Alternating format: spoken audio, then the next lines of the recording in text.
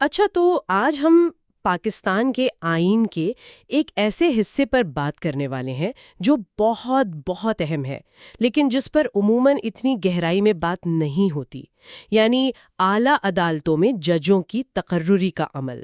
ہمارے پاس آئین پاکستان کا حصہ 7واں عدلیہ کے کچھ اقتباسات ہیں، اور ہمارا مقصد صرف قانونی زبان کو سمجھنا نہیں بلکہ اس کے پیچھے کی سوچ کو پکڑنا ہے۔ جی، اور یہ واقعی ایک دلچسپ موضوع ہے کیونکہ یہ نظام یہ ہمیشہ سے ایسا نہیں تھا۔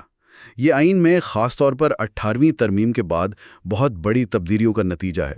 تو آج ہم صرف یہ نہیں دیکھیں گے کہ کیا ہوتا ہے، بلکہ یہ بھی سمجھنے کی کوشش کریں گے کہ ایسا کیوں ہوتا ہے۔ بالکل۔ ہم خاص طور پر آرٹیکل 175 اور 175A کا گہرائی سے جائزہ لیں گے۔ تو آئیے پھر شروع کرتے ہیں بالکل بنیاد سے۔ آرٹیکل 175 جو پاکستان میں عدالتوں کا ڈھانچہ بتاتا ہے، یعنی ایک سپریم کورٹ، ہر صوبے کے لیے ایک ہائی کورٹ اور اسلام آباد کے لیے بھی ایک الگ ہائی کورٹ۔ جی، یہ تو کافی سیدھی سی بات لگتی ہے، لیکن اسی آرٹیکل میں ایک بہت اہم نقطہ چھپا ہوا ہے: عدلیہ کو انتظامیہ سے الگ کرنا۔ بالکل، اور یہ صرف ایک جملہ نہیں ہے، یہ پاکستان میں عدالتی آزادی کی پوری جدوجہد کا نچوڑ ہے۔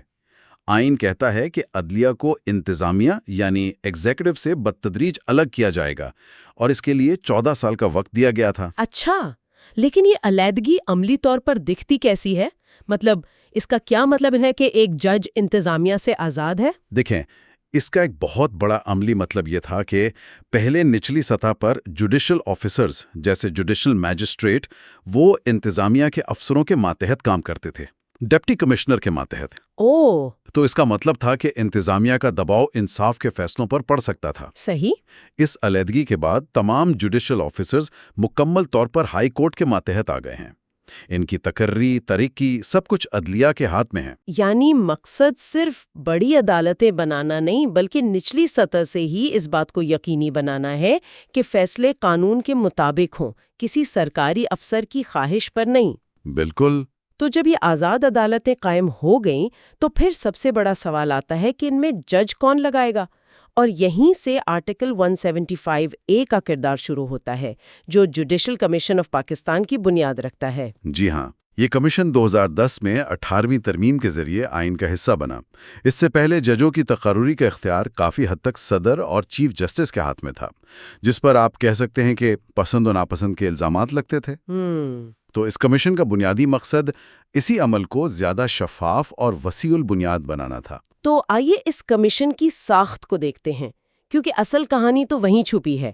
اس کے سربراہ چیف جسٹس آف پاکستان ہوتے ہیں، یہ تو سمجھ میں آتا ہے۔ جی، وہ چیئرپرسن ہیں۔ ان کے ساتھ سپریم کورٹ کے 4 سینئر ترین ججز بھی کمیشن کے رکن ہوتے ہیں، یعنی کل ملا کر عدلیہ کے 5 سب سے سینئر جج۔ ایک منٹ، تو کمیشن کے اندر شروع سے ہی عدلیہ کی ایک واضح اکثریت ہے؟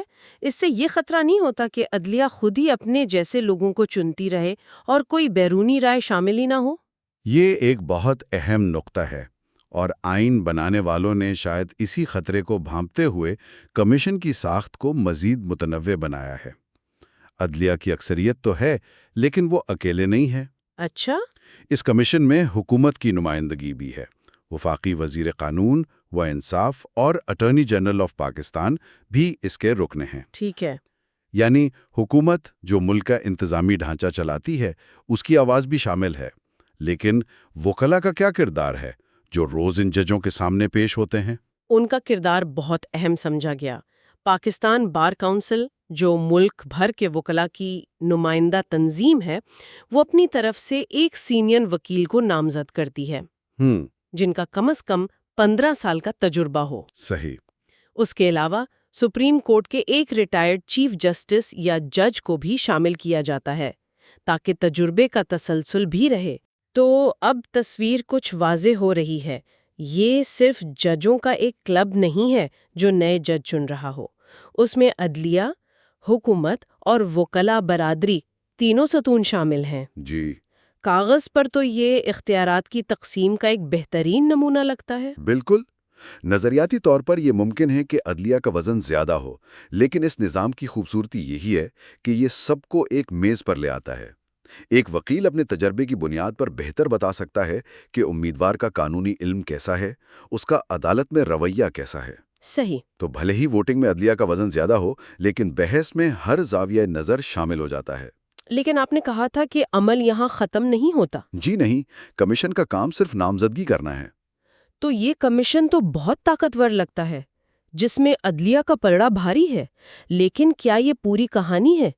کیا عوام کے منتخب نمائندوں یعنی پارلیمنٹ کا اس میں کوئی کردار نہیں؟ یہ ایک بہت اہم سوال ہے، اور اسی چیک اینڈ بیلنس کو قائم کرنے کے لیے عمل کا دوسرا مرحلہ آتا ہے، پارلیمانی کمیٹی۔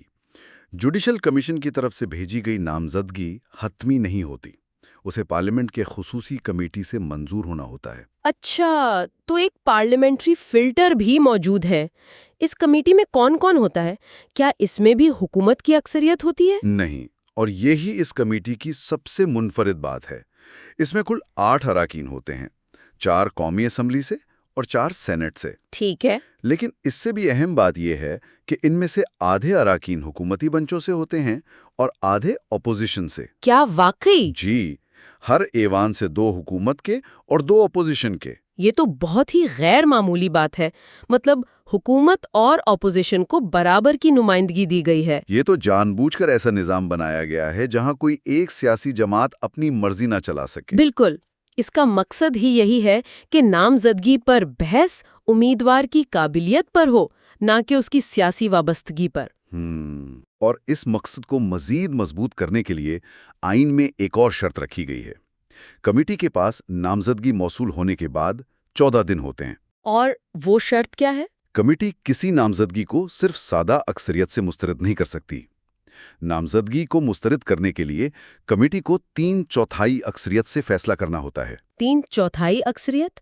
یعنی 8 میں سے کم از کم 6 اراکین کا متفق ہونا ضروری ہے؟ جی، یہ تو بہت ہی کڑا معیار ہے۔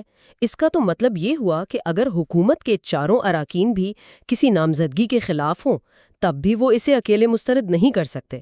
انہیں اپوزیشن سے بھی کم از کم 2 ووٹ چاہیے ہوں گے۔ جی ہاں، اور یہ 3/4 کی شرط اتفاقی نہیں ہے۔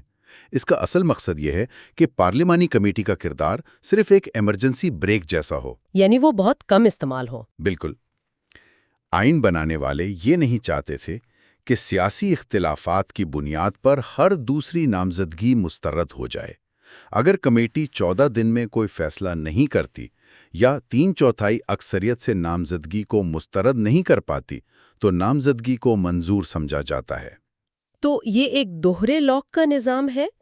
پہلے جوڈیشل کمیشن کی طرف سے قانونی اور پیشہ ورانہ چھان بین، جی، اور پھر پارلیمنٹ کی نمائندہ کمیٹی کی طرف سے ایک وسیع تر عوامی اور سیاسی نقطہ نظر سے۔ بالکل۔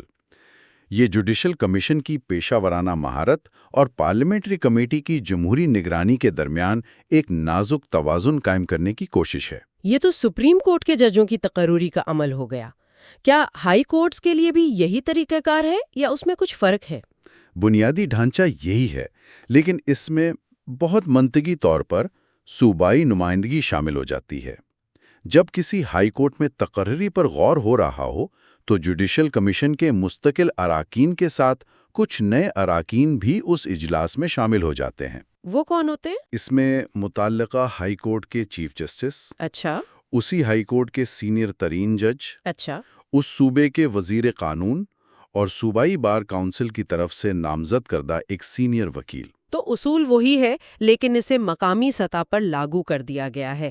یعنی جس صوبے کی ہائی کورٹ ہے، وہاں کے عدالتی، حکومتی اور قانونی حلقوں کو براہ راست اس عمل میں شامل کیا گیا ہے۔ جی، کیونکہ وہ اپنے صوبے کے قانونی ماحول اور امیدواروں کو بہتر طور پر سمجھتے ہیں۔ صحیح۔ اور اسی طرح اسلام آباد ہائی کورٹ اور فیڈرل شریعت کورٹ کے لیے بھی کمیشن کی ساخت میں معمولی تبدیلیاں کی جاتی ہیں۔ ان دستاویزات کو پڑھتے ہوئے ایک اور حیران کن بات جو مجھے ملی وہ ججوں کی کارکردگی کے جائزے سے متعلق ہے۔ عام طور پر ہمارا تصور یہ ہوتا ہے کہ ایک بار جج بن گئے تو پھر ریٹائرمنٹ تک کوئی حساب نہیں۔ جی، یہ ایک بہت اہم اور اکثر نظر انداز کیا جانے والا پہلو ہے۔ آرٹیکل 175A کی شق 18 کے مطابق جوڈیشل کمیشن کا کام صرف تقرریاں کرنا ہی نہیں بلکہ اسے ہائی کورٹس کے ججوں کی سالانہ کارکردگی کا جائزہ لینے کا بھی اختیار دیا گیا ہے۔ سالانہ جائزہ؟ اس کا کیا مطلب ہوا؟ کیا ان کے فیصلوں کو جانچا جاتا ہے؟ آئین اس کی تفصیلات تو نہیں بتاتا، لیکن یہ ایک بہت بڑا اصول وضع کرتا ہے کہ تقرری کے بعد بھی جواب دہی کا عمل جاری رہتا ہے۔ اگر کمیشن کو لگتا ہے کہ کسی جج کی کارکردگی غیر تسلی بخش ہے تو اسے فوری طور پر ہٹایا نہیں جاتا۔ اچھا۔ آئین کہتا ہے کہ انہیں اپنی کارکردگی بہتر بنانے کے لیے مناسب وقت دیا جائے گا۔ یہ ایک اصلاحی قدم ہے۔ یہ تو بہت دلچسپ ہے، لیکن یہ سوال بھی پیدا ہوتا ہے کہ ایک جج کی کارکردگی کو کیسے ماپا جائے؟ کیا یہ صرف نپٹائے گئے کیسز کی تعداد ہے یا فیصلوں کا معیار؟ یہ تو بہت پیچیدہ معاملہ ہو سکتا ہے، اس سے ججوں پر دباؤ بھی تو پڑ سکتا ہے۔ آپ کا سوال بالکل درست ہے۔ یہ ایک بہت نازک توازن ہے۔ اس کا مقصد ججوں کو دباؤ میں لانا نہیں، بلکہ عدالتی نظام کے معیار کو برقرار رکھنا ہے۔ اور اگر اس مہلت کے بعد بھی کارکردگی میں بہتری نہیں آتی تو کمیشن خود کوئی کارروائی نہیں کرتا۔ تو پھر کیا ہوتا ہے؟ وہ اپنی رپورٹ سپریم جوڈیشل کونسل کو بھیجتا ہے، جو ججوں کے احتساب کا واحد آئینی ادارہ ہے۔ تو تقرری سے لے کر کارکردگی اور احتساب تک ایک پورا سلسلہ موجود ہے۔ یہ صرف تقرری کے وقت کی قابلیت کا معاملہ نہیں، بلکہ مسلسل کارکردگی کو بھی جانچا جاتا ہے۔ بالکل، یہ اس بات کو یقینی بناتا ہے کہ ججوں کی آزادی کے ساتھ ساتھ ان کی جواب دہی کا عنصر بھی موجود رہے۔ تو آج ہم نے دیکھا کہ پاکستان میں اعلیٰ عدلیہ میں ججوں کے تقرری کا نظام کتنا جامع اور کثیر الجہدی ہے۔ یہ کوئی سیدھا سادہ عمل نہیں، بلکہ ایک پیچیدہ مشینری ہے جو عدلیہ، پارلیمنٹ، حکومت اور وکلا برادری کو ایک میز پر اکٹھا کرتی ہے۔ جی، تاکہ شفافیت و توازن کو یقینی بنایا جا سکے۔ اور اگر ہم اسے بڑی تصویر میں دیکھیں تو یہ پورا عمل عدالتی آزادی اور جمہوری جواب دہی کے درمیان ایک پل بنانے کی کوشش کرتا ہے۔ جوڈیشل کمیشن میں عدالتی اور قانونی ماہرین کی اکثریت پروفیشنل قابلیت کو یقینی بناتی ہے، جبکہ پارلیمانی کمیٹی کی شمولیت اس عمل کو جمہوری نگرانی فراہم کرتی ہے۔ صحیح۔ یہ نظام اس بات کو تسلیم کرتا ہے کہ ایک اچھا جج بننے کے لیے صرف قانونی علمی کافی نہیں، بلکہ اس کے لیے دیانتداری، مزاج اور عوامی اعتماد بھی ضروری ہے۔ تو آئین میں ججوں کو چننے سے لے کر ان کے کام کو پرکھنے تک پورا ایک تفصیلی نظام موجود ہے، لیکن جو سوال یہ پورا جائزہ ہمارے ذہن میں چھوڑ جاتا ہے وہ یہ ہے کہ عملی طور پر اتنے سارے اداروں پر مشتمل اس پیچیدہ عمل کا نفاذ عدلیہ اور ریاست کے دیگر اداروں کے درمیان اختیارات کے توازن پر کیسے اثر انداز ہوتا ہے؟ یعنی کاغذ پر بنایا گیا یہ شاندار نظام جب حقیقت کی دنیا میں چلتا ہے تو کیا یہ واقعی بہترین اور قابل ترین افراد کو سامنے لاتا ہے، یا پھر یہ خود مختلف ریاستی اداروں کے درمیان طاقت کی کشمکش کا ایک نیا میدان بن جاتا ہے؟ You are watching Legal Gupshup and GK with MD, your source for legal, historical, and breaking news. Don't forget to like, subscribe, and share for more informative content.